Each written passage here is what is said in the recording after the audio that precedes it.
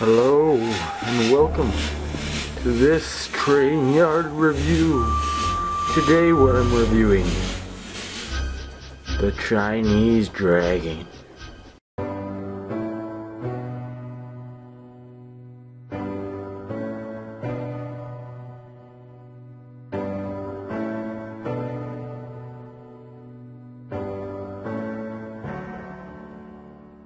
Hello guys and welcome to this train yard review. Today, as you can see and read, I am reviewing the Chinese dragon. Alright, so this one, I loved the episode as a kid. It's not really serious or anything. This is one of the first, the episode I'm talking about here is one of the first things that David Midden and Bert Allcroft tried without the Reverend's writing or Christopher's writing and an episode. This was one of the first episodes where they tried their own script, they tried their own storyline, and so the first thing, I'm going to start with the TV series and my thoughts about it.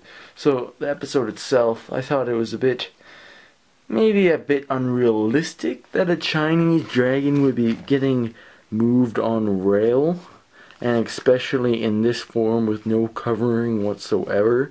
It's just this type of thing is way better to send in a truck.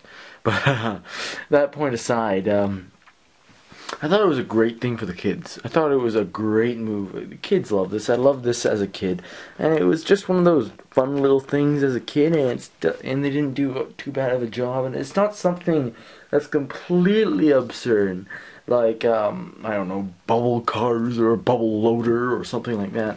But this is something that's acceptable. But I view this as the area where it was also filmed in as a turning point where they started to have more things like this, and eventually that would just be amplified into what we have now as a bubble car. So this was the first slip, but it was okay. If it stopped at this point, I would be alright with it, like things like this, but it had to continue on to bubble cars and things like that.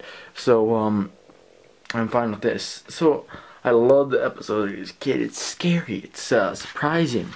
Yeah, what happened was Percy had to be left out all night, and Thomas had the train, and he was coming up alongside and popped out with the dragon. Percy got scared.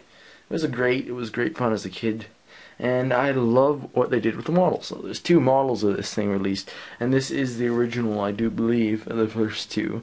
And the Chinese dragon is coated in yellow with red and green lines and black dots. I thought they did an amazing job doing with this model, having a mostly wood model with some string. It was a great choice to make this string up along here, and some plastic. I have to give it to them. It would be hard to make this out of wood, so this is a reasonable amount of plastic. I thought they did an amazing job on the model. Things are just so fluid, it looks well, and the character is alright too. If I had to change anything, I might, that would be a hard question. It's hard. They did a pretty good job. It's simple, but not too simple. And it has enough detail not to look shabby, but it's not bad. I wouldn't recommend this to put on freight trains. If you want to do a remake of this episode, I would recommend this. Or if you just like collecting and you have a lot of coaches, main engines, and rolling stock, I would suggest this as one of the things you should go after you are happy with your rolling stock and your main engines. So pick this up if you see it for a good price, or the newer version. They're both pretty good. And sorry I haven't been making videos recently, I've been busy, yada yada, and yeah, that's all I have to say about this model. So from Oliver Duck, have a happy Halloween.